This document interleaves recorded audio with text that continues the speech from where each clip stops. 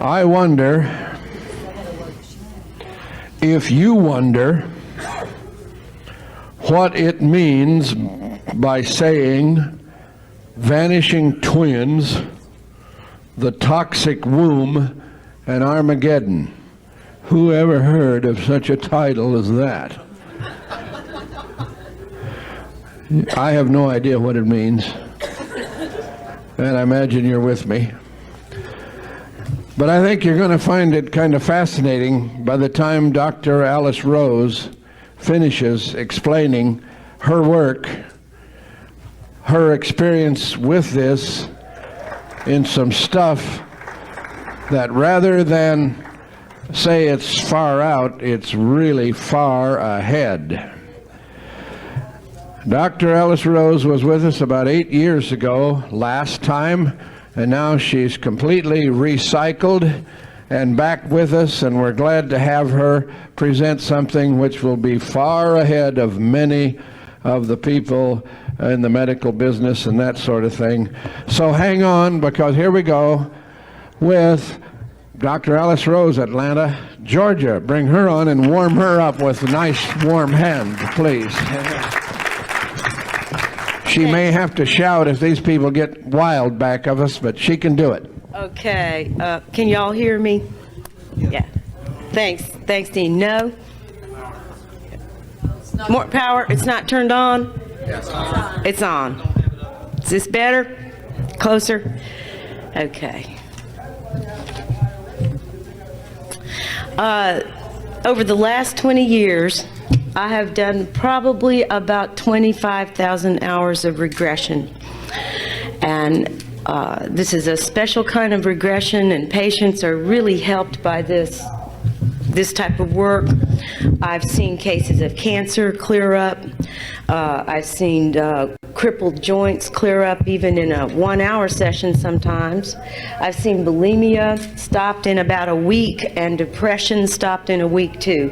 The patients have to keep coming, or some of it will come back, but at least the symptoms are ended in a week without any without any kind of medication. And most exciting, the work that I've done recently that I love the most is that in our clinic we're able to restore passion and love to couples who have lost their passion, and sometimes in a short time, sometimes in about 3 weeks. This therapy, it's really called primal therapy. We get tremendous personality changes, but I noticed over the years that I was getting the changes in the majority of the patients, but about 35% of them weren't showing up with the kind of changes I'd grown to expect. So primal has been known to go back to birth, that far back. We were really the first ones that ever took people through birth, and then the rebirthers kind of came after us and popularized it a little bit more. But what we began to find out is that we had to go back even further, beyond birth, to even younger times in people's lives, to gestation, to before they were born. Now, there's a real difference between our kind of regression and hypnotic regression. I call ours conscious regression, because the person really isn't in a trance at the time when they're reliving things. And the patient literally relives events from early in their lives. It's not like they're in the trance and they're reporting events. Now, some people believe that in hypnotic regression, people can start to even make things up. Hypnotic regression isn't allowed in a court of law, for example, because people embellish what they're recalling. So you can't admit it in court. All right. With this regression, we think that maybe we get to more of what is true. The person is sobbing, they might be rolling around on the floor, they might even be screaming, that type of thing. This regression is pure emotionalism. And when you watch somebody do this sort of thing, you can't help but believe what it is that they're recalling. Now, you can get an idea about what I'm talking about when you hear a tape of a patient that I have here. This patient has given permission for this tape to be used. Now, she's 35 years old when she went through this, this regression. I want you to know she was a fully functioning adult. It may sound wild to you, but this is a totally sane person. Held a job, had a family, had a marriage, that whole thing. Okay, you'll hear her talking like she's about 5 years old, but she's going to go back in the session to when she's 9 months. And the situation she is reliving is one that she had no memory of before in her life. She didn't know this thing had happened to her. What she's reliving is that her family is preparing to move away from one section of the country permanently, and they're leaving behind a man who really loved this little girl at 9 months. We found out later her mother didn't really want her, and this man was like the only real mother that she had. So the family's preparing to leave. The man is holding her, about to give her over to the mother in the car, and she starts to relive this. Now, when you hear the tape, you'll hear her saying, "I don't want to leave him. He's holding me. We're going to go." She sounds like about a 4-year-old at that time. And then you will hear her go back to 9 months. Now, Dean, I think we've got some competition for the neighbors here, because this hopefully will drown them out and probably blow them away at the same time. The louder the better. Okay, the louder the better. Okay. Yeah, I hope the tape will, I hope the mic will pick up. If it doesn't, I'll just...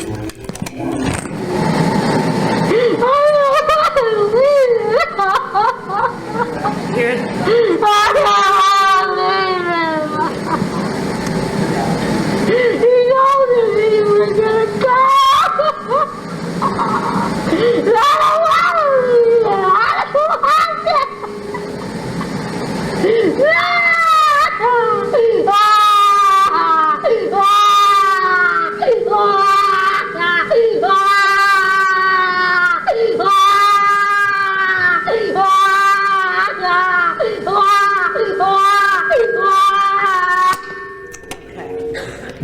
So, anybody need to talk about this or release some of it? That is the kind of regression we're talking about.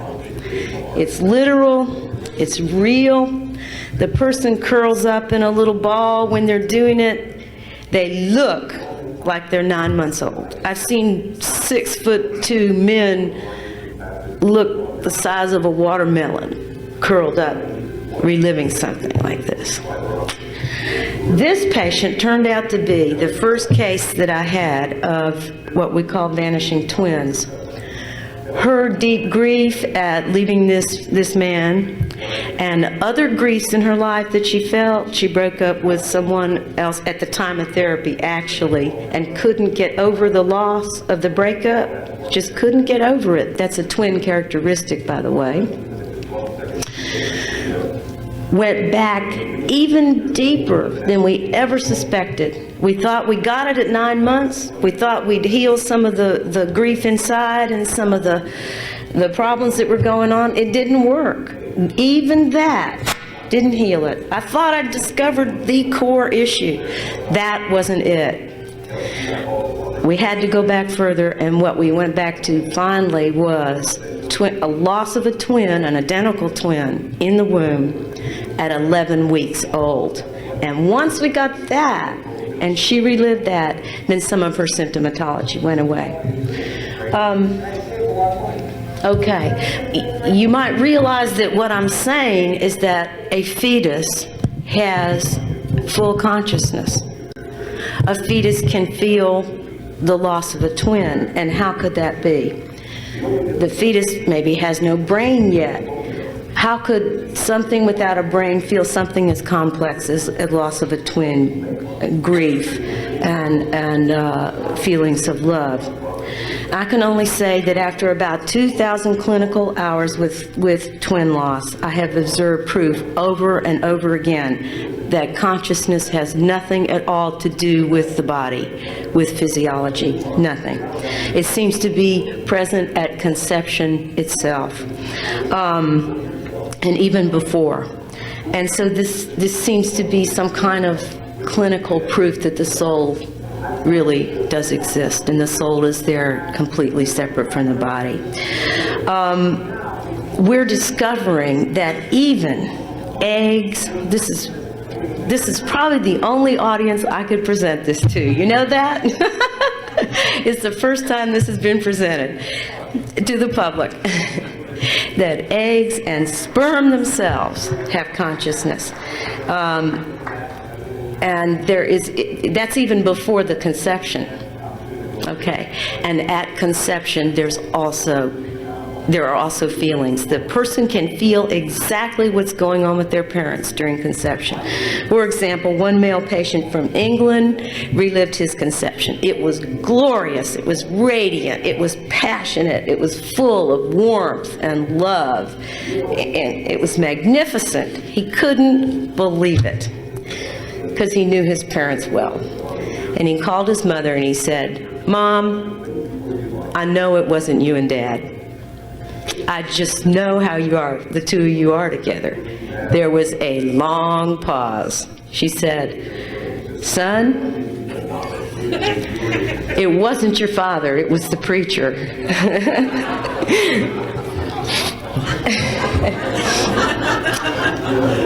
Now, once this patient, this is a true story, and once this patient relived this affair that his mother had been having, he himself stopped going out on his wife. That was one of his main problems in the marriage. So he got that peace, and that was it. He didn't have to go out anymore. It actually came from his own conception. Now, many conceptions are traumatic, and we don't even realize it.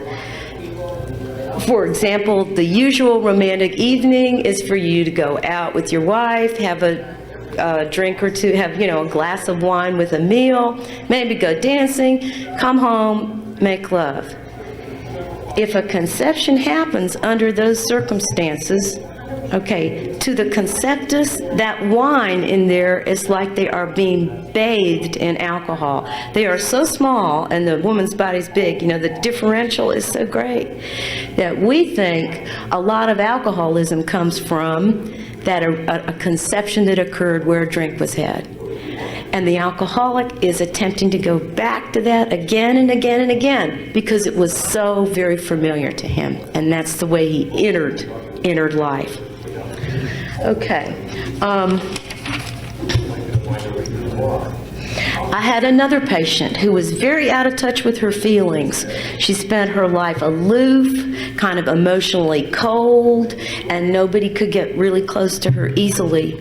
Therapy was really hard with her. It took me a year of just kind of holding her and no kind of feeling coming out of her at all. And I had to kind of read her mind and say what she was feeling. We used to call it unprimal therapy because she never screamed until the next year. It took a year. She relived her conception.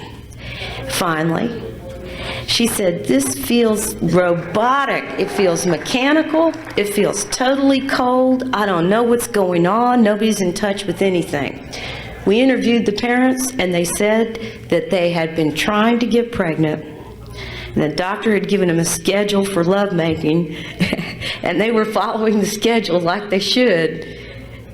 And so the whole thing was this rigid, robotic type of conception, and that's how her whole life followed after that. I have one other case of a patient this was a male, and this person also couldn't feel much. He was kind of dulled and a little bit like her, a little bit different. There's different diagnoses for these different things, okay? And he relived his conception, and it felt like it was gray and dull and like nothing was going on. And so there were no emotions with his parents, not much love or any kind of feeling at all. Now I'm going to take you even deeper and further into this idea that an egg can actually be conscious. I had another patient who had trouble going out, say, to a dance where there were lots of men present, and, you know, men were looking for women, that kind of thing. One of those dances where people are singles, or a singles dance where lots of single men are gathered in one place. And she just hated to dress up and go there, and if she forced herself to go, she would only dance with men that she didn't want to meet. So I thought, boy, that is really strange. Where could that be coming from? She relived being an unfertilized egg. She wasn't fertilized yet. She felt like she was cowering and terrified of all the sperm coming toward her. Just terrified. The mother did not want to be pregnant. The egg was afraid.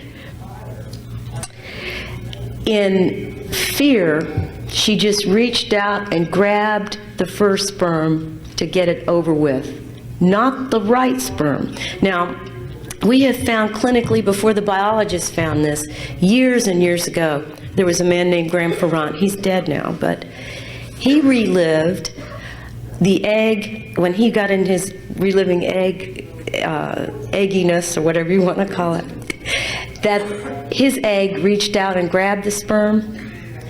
Biologists didn't think that before. They thought there was just this aggression from the sperm, right? And the strongest and first sperm that got there fertilized the egg.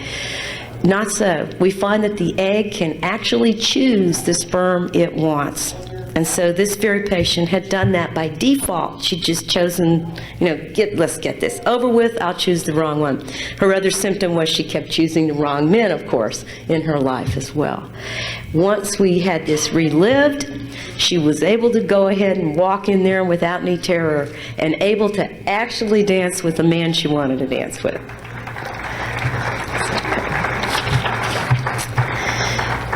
Even eggs that are not fully ripe, that are still in the ovary, have consciousness, if you could believe that.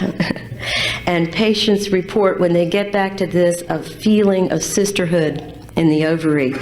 And when the egg emerges, you know, when it's developed fully and it goes out, actually, this is pretty wild stuff. This is the only group I could tell it to. The eggs say that they kind of boot somebody out. You know, they say, you go. No, no, no, no, you go. No, I don't want to go now. You just go. You go. And so somebody finally gets booted out and they go.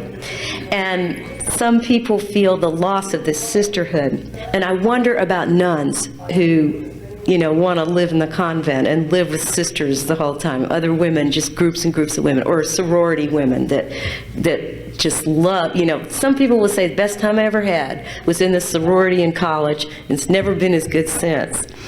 I had one patient actually who only liked men. She didn't like women. She never felt comfortable with women. We traced it back to how her mom felt about her in the womb, and she finally relived being in the ovary with all the sisters there, quotes around it, and when she relived that, she recovered that feeling of love and belonging, and she was able to be hugged by women and able to bond to women from then on. Now, y'all, this goes back even deeper and even further. In fetuses have undeveloped eggs in them, thousands and thousands of undeveloped eggs. Okay, now think about this for a minute, and we're saying these eggs are conscious. What that really means is when you were a fetus, when your mom was a fetus, inside her mom, you were there. Pretty wild stuff, isn't it? I mean, that takes us really back into things that we might have to relive. In other words, what has occurred to your grandmother has happened to you. Events that have occurred to your grandmother.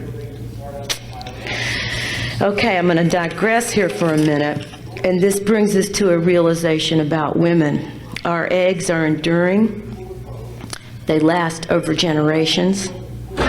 So, what goes on in a woman's body, whether she feels love or peace or contentment, has a deep influence on the children to come and even the grandchildren. It may be detrimental for her to make love without emotion. And a few of my patients have felt this with their grandmothers, that the grandmother and grandfather were not bonded fully. And I think it's wrong to turn a marriage into a brother-sister type of marriage. Okay, I'm kind of diverting on to what my other interest is, which is restoring love between couples. I've begun to call this preconception therapy, you know, getting the couple's love right before they even conceive. Lots of my couples that come are in their 50s, so they're not even interested in conceiving, they're just interested in loving each other again. But when passion dies in a marriage, the men are miserable and they're right to complain. And the women, we have this kind of racial memory, this implant in us about how it should be, that love should be romantic, it should be passionate, it should be bonded, it should be this swept away feeling. And I think we've got that because it's right. It's important to recover that kind of love in life and to keep it going. There's a lot of movements today that are against that. The codependency movement, for example, makes fun of romantic love. I think we need to get back to it and bring it back in our lives and enjoy it, you know, no matter how old you are. I like to go to those, the real country western bars in Georgia. I don't mean the ones where the preppies go. Because you see 70-year-old men, you know, dancing with their wives like they're 20 years old. They got their hands all over them, and it's really wonderful to see them. So I spent a lot of time helping couples bring back that kind of love in their life, and I feel privileged to be able to do that work. I've described these case histories to suggest that human eggs might be conscious. And all I can tell you is we are seeing it in the clinic all the time. The only other proof that I can offer you that the eggs might be conscious is the work of Cleve Baxter. And if you recall, he, among other things, hooked an EEG up to chicken eggs. I believe they were even unfertilized chicken eggs. And when he's got an EEG hooked up and it's giving a reading, okay? And when one egg in that group gets thrown into boiling water, the other eggs, the EEG flatlines. And he called it fainting. So it's like those eggs, suppose they're in an ovary, just think of the implications of it. It totally fits what we're finding in the clinic. They're together in a group, one of their group gets hurt, it, quote, upsets the rest of them, or whatever we can call it. It causes them to check out or faint or that kind of thing. And so now imagine if we can find this with just chicken eggs and they're unfertilized chicken eggs, what about human eggs? And if you really think about this, think about when ovaries have been removed from women. Sometimes it's done routinely in a hysterectomy. It's a tragedy. All that consciousness is gone from the woman, and there's some level upon which she can feel that. She can feel that loss. Okay. Now, not only do eggs have consciousness, but of course, fetuses do as well. And fetuses seem to have vision even when their eyes are not developed. We have found that they can see outside of the womb. For example, there was one case we had where a child who can talk described a couch to the mother, a plaid couch that the mother sat on when she was pregnant with the baby. The couch had been sold, had a new house. There was not a photograph of the couch. There was no evidence of that couch left, but that baby had seen it through the womb. Okay.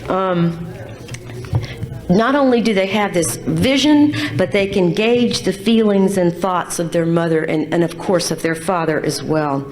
Thomas Verney wrote a book long ago, The Secret Life of the Unborn Child, and in it he reported that when the fetus was observed with a camera, every time the mother thought about smoking, the fetus flinched.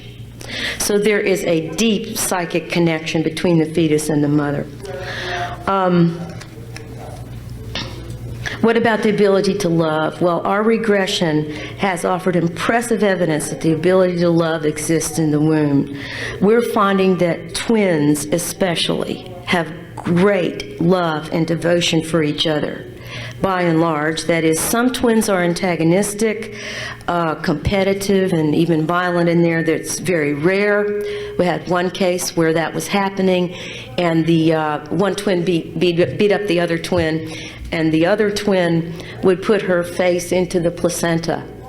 And in her adult life, if there was ever an argument, she would, she'd clutch her pillow a lot, just like she did with the placenta early on. But by and large, all the twins that I've treated, and these are just even singletons that have survived from a twin loss, have loved their twin with a devotion that is so pure as to be close to divine love. We think the reason is that the fetus has very few defenses, there's not many boundaries, so they love with a love that's like merging. It's a merging kind of love. By the way, that's a personality characteristic too for later. And this has felt like a deeply spiritual bond. And as a matter of fact, twins have been found on sonograms to be kissing each other. The doctors are finding it now. And we clinicians know why, and they probably don't. But also, another reason it's so spiritual is when you're newly in there in the first trimester, you're very close to the divine and very close to God. There's a sense of having come from heaven and having come from the divine. And it's almost like you have 1 foot in heaven and 1 foot on earth for a while. So I hope I've opened your mind to the possibility that consciousness is present even without a brain, that human eggs are conscious, and that fetuses can feel emotions and sense exactly what's going on. This paper is about vanishing twins, not twins who make an intact birth. And now, as you probably heard earlier from Carol, obstetricians are reporting that they're finding twins on sonograms. They'll take a sonogram, they'll see that there's twins in there. The next month, when they take the next sonogram, that twin has disappeared, and they don't know what to make of this. But we few clinicians that are doing this work do. Our data is showing that 40% of conceptions are twin conceptions, but that one twin dies. This means that 40% of you out there, and even more, we're even getting a higher percent. I didn't want to say it because it's just too much, too wild to even think of. 40% of you may have a twin that you've lost, and you don't know it. You just don't know it at all.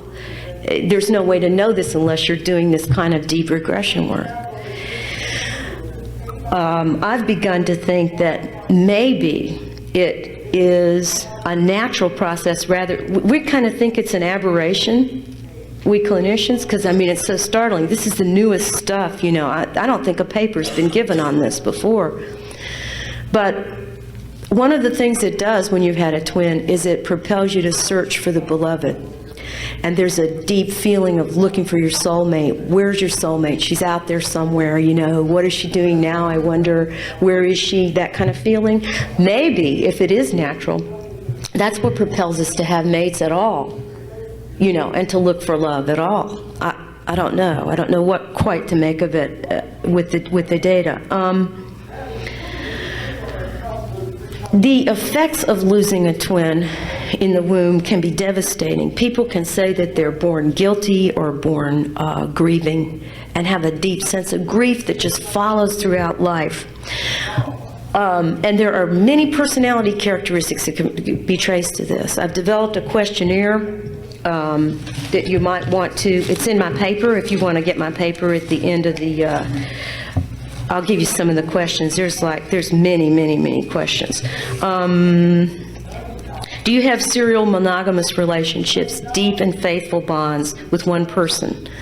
Are you uncomfortable dating a lot of people at once? Do you have a loyalty complex? A sense of being loyal to the death, even if the other person doesn't merit the loyalty? Have you ever felt that you would give your life for a spouse? This is male or female. There's other parts to this. You bond to people deeply and then suddenly cut them off. That's sometimes a twin characteristic. If you were to lose your mate, do you have a sense of that you might die even, or that you would wither or shrivel up?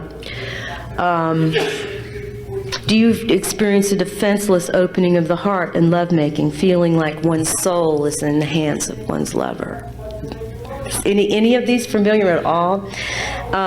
Do you bond abnormally to animals?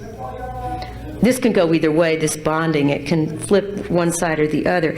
For example, loving an animal more than your husband, or more than your mate, or more than your wife. Do you experience ghost bonds? Now, I coined this term 4 years ago. Ghost bonds are bonds that you keep even though the relationship is over. You might have, say, left somebody 7 years ago. You're still grieving 7 years later.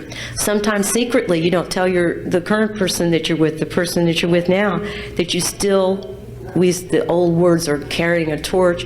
You're still loving that other person in there. Ghost bonds can be dangerous. I've traced many cases of cancer, degenerative disease, all kinds of other things to a ghost bond that the person has not resolved. You can't, it's really hard on your immune system to mourn in that kind of manner and not resolve it. And when there is a ghost bond, we suspect it goes back to a twin loss, not just some earlier abandonment in patients. There are food issues, which I'll talk about in a minute, and so I have a lot of questions on eating and food. Twins have to share in the womb often, and there's a lot of aberrations on eating. Maybe I'll mention that again later when I get to that. Twins will say to me, I ask in an interview, I say, do you feel like half a person? If that is familiar at all to you, you were probably an identical twin. They can be identical or fraternal. It's worse when you've lost an identical, of course, because it feels like part of you that has gone. Have you experienced multiple losses in your life, like early loss of a spouse, loss of lots of pets, or loss of death, through death, loss of friends, that type of thing? There are other characteristics of twins, some that they can often be very psychic. These are singleton twins.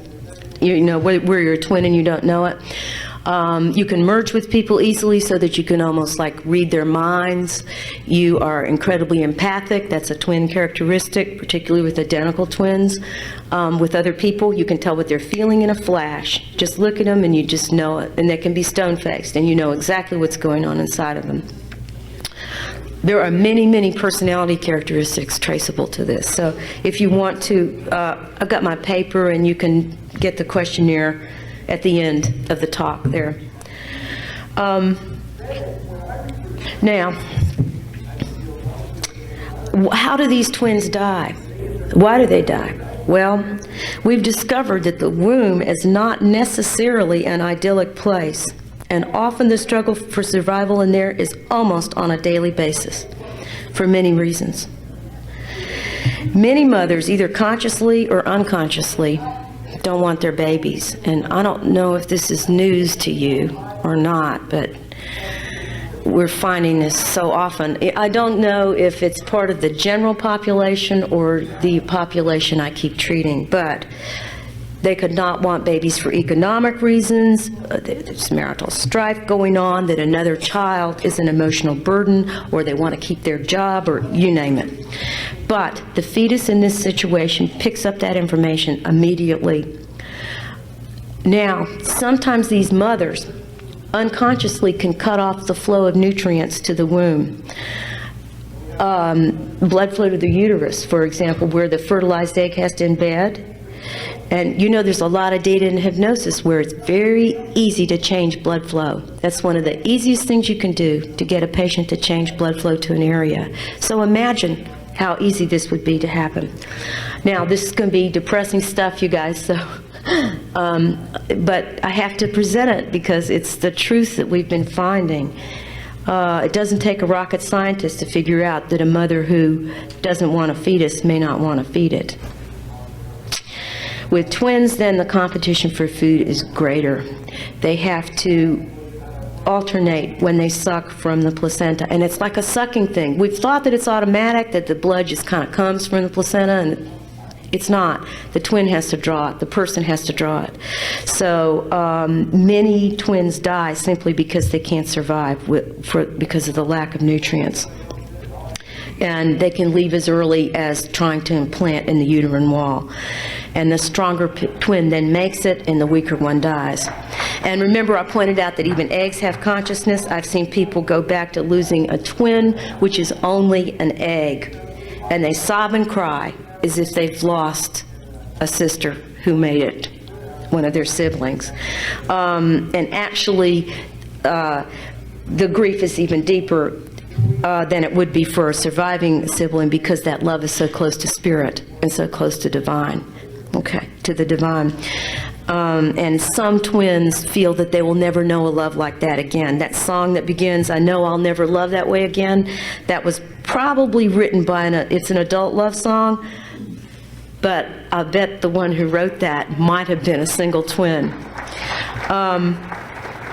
If the twins make it past the egg stage and into the fetus stage, then the nourishment process becomes a central issue and even a daily struggle. And this is where they start to alternate getting the food from the placenta. That can be a characteristic. People in adult life may want to share food off their plates with their lover and even insist on it, and if the lover doesn't want to do that, they get offended. Or the other way around, they want to take food off of somebody's plate. And they're allowed to take the food off the plate, but they get upset if someone else comes and takes food off their plate. The plate's like the placenta. You can imagine, see all the analogy here. So you can get into food problems with this. When there's no nourishment, and that's part of my questionnaire, people have a feeling that they're starving, and food becomes very central, and they have panic, a secret panic about not getting enough food. They may want to, for example, as a host, they would serve food to their guests, but their real impulse is to grab it for themselves. So sometimes these feelings, any of that familiar? Sometimes these feelings are very, very secret, and the person doesn't let anybody know it. Even their mate doesn't know these kind of hidden feelings about food, particularly. Let's see.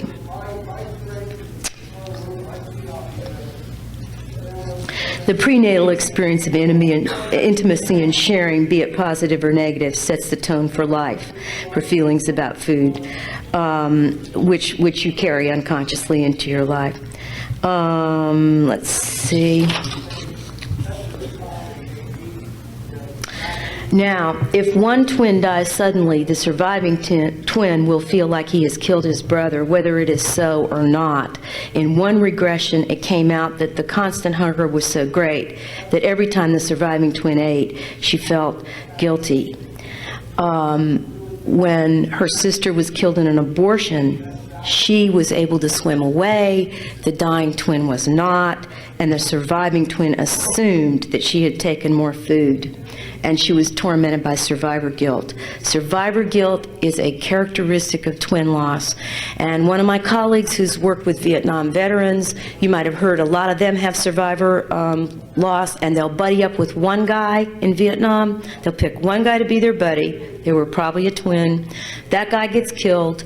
They didn't get killed. They assume they did it. There's something they did where they lost their buddy, just like they might have lost it in the womb. I have had actual cases, well, with this one person, we had to show her over and over again that when she looked at the twin in there, the twin was healthy, vibrant, you know, she didn't swim away, but the surviving twin had not taken more of the food and starved out her twin. I have had another case and several others, where a particularly obese patient had taken more of the food than the other twin had, and her twin shriveled up in there. She could see her as she sucked more and more food, the twin got smaller and smaller. It was really a tragic case, and she relived seeing her just kind of hanging there, starved. This is heavy stuff, you all, but again, you ought to know it because it is apparently real. We are getting so many hours and hours of this. But she saw her twin hanging there, starved to death, and her regret, bring some tears to my eyes. Her regret was really intense with this, and she just had lifelong guilt for having done this. And her obesity was attached to this event, her feeling of starving. Now, I hope that I've dispelled some of the myth that the womb is always a nourishing place to be. In cases where the fetus is not really wanted, this is always true. But we kind of hope that the womb might be a soft place if it's not nourishing, that at least it might be easy to implant something like that. Actually, hundreds of people are discovering that they come from a toxic womb, one that actually feels poisonous. And during regression, people report trying to implant in the lining of a womb that looks like a swamp even. Or conversely, it may look and feel hard and impenetrable so that they have to dig their way in. The struggle to survive is intense at this point, and this is where many twins are lost. There are several sources of toxicity. One, there can be actual chemical and tissue toxicity coming from the polluted air we breathe, the bad food we eat, use of prescription drugs, smoking, drinking alcohol, and even the physical age of the mother. The older she is, the more toxic it's likely to be. Two, emotional toxicity comes from the mother spending a lifetime holding in her emotions. Now, our culture doesn't particularly like emotional expression. You may have noticed. Okay. We think we're kind of free in America, but we're not really. Go down to some third world countries, even Egypt. I don't know if they'd like to be called third world. Other countries where feelings are free and open, the people look totally different than we do. Their faces are calmer, they're happier looking, some of them. There's a free flow of love. They can be even loving on the streets. Unlike America, we're not like that at all. We even get upset about when women have PMS. Okay, and men say, oh, can't live with them, can't live without them, or, oh no, here it goes again.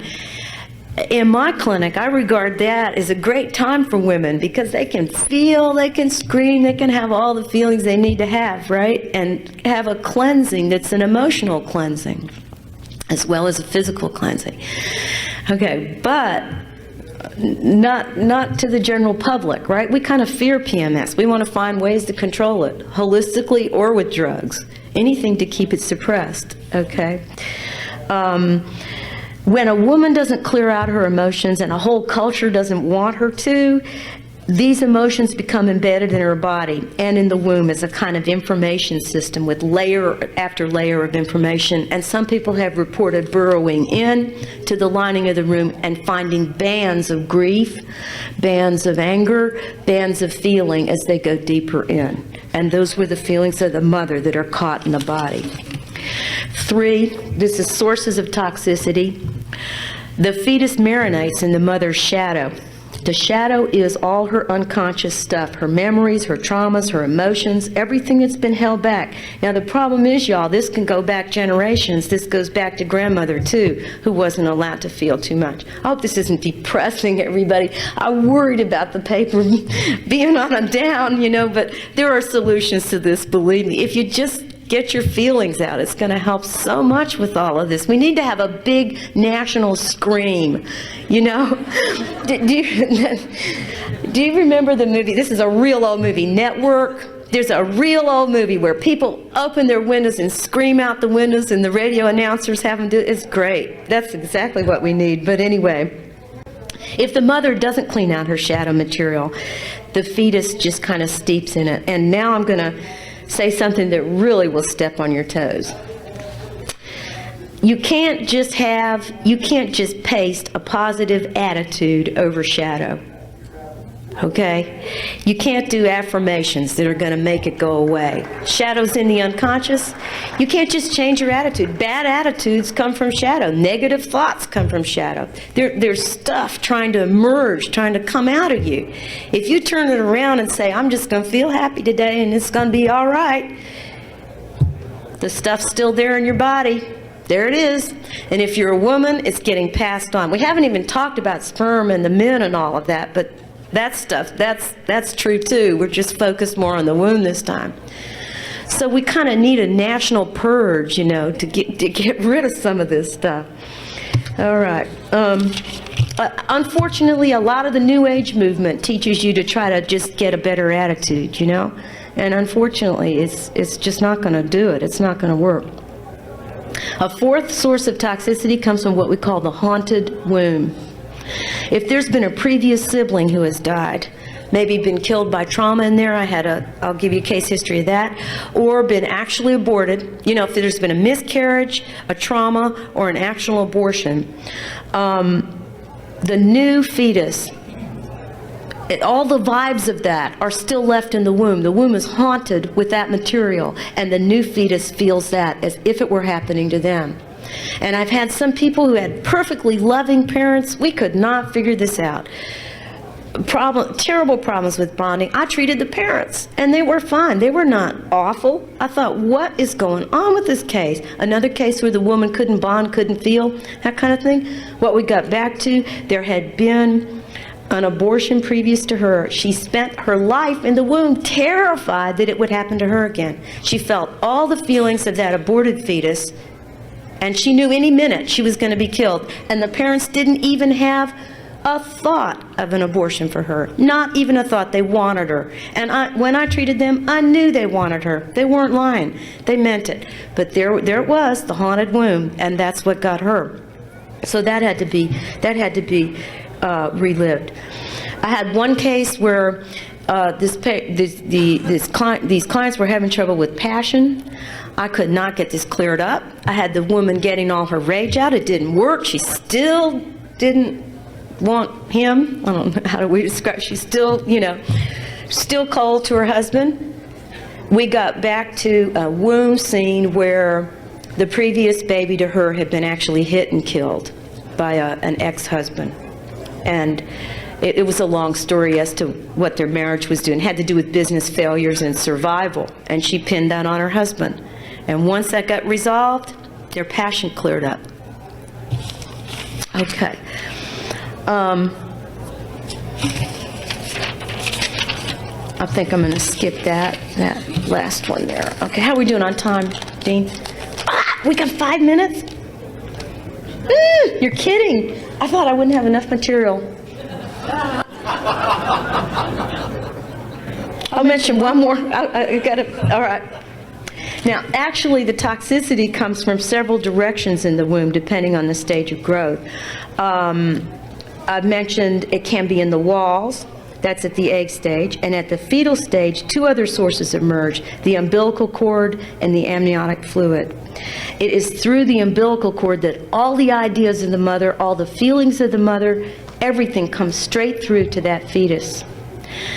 I've had a case of terminal insomnia. That is insomnia. You go to sleep, and then kind of toward the end of sleep or in the middle of sleep, really, you wake up and cannot go back to sleep again.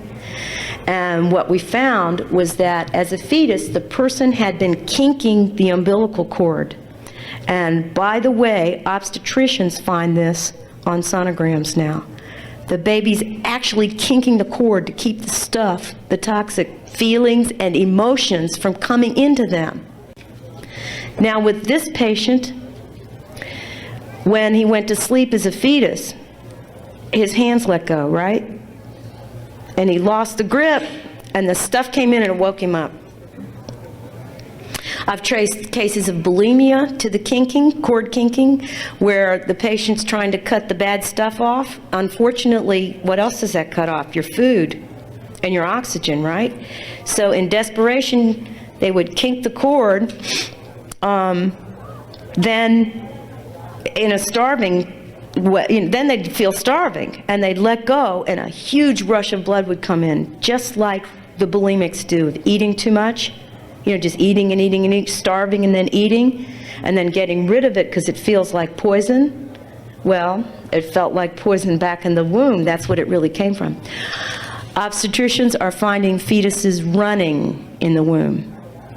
And what we think, of course, is they're just trying to run away from all of this. They'll find them really little, and their legs are going real fast, trying to get out of there. Let's see, I think I've covered that. Yes.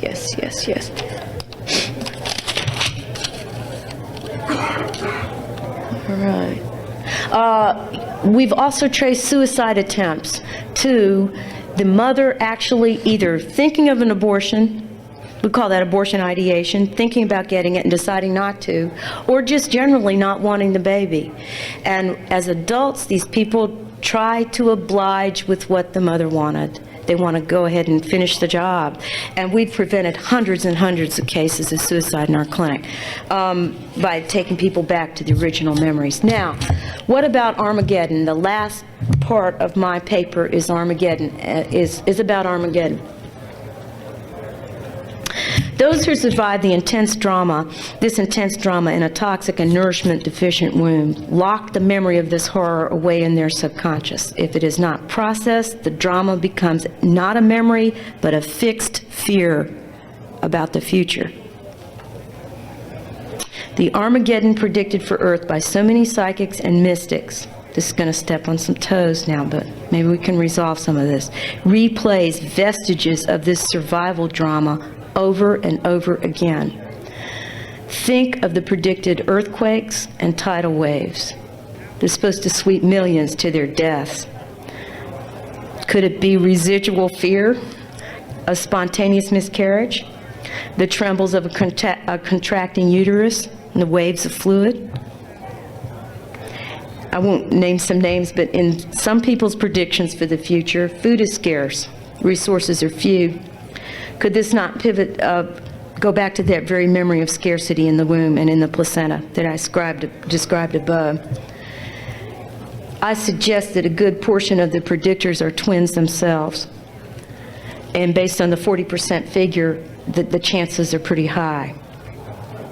Many of the forecasts augur a time when we're all forced to use only organic food and natural products, which, believe me, I'm all in favor of. But could that not be an attempt to counteract the chemical and emotional toxicity of the womb that stays with people in the unconscious, a longing for purity and lack of pollution in the womb?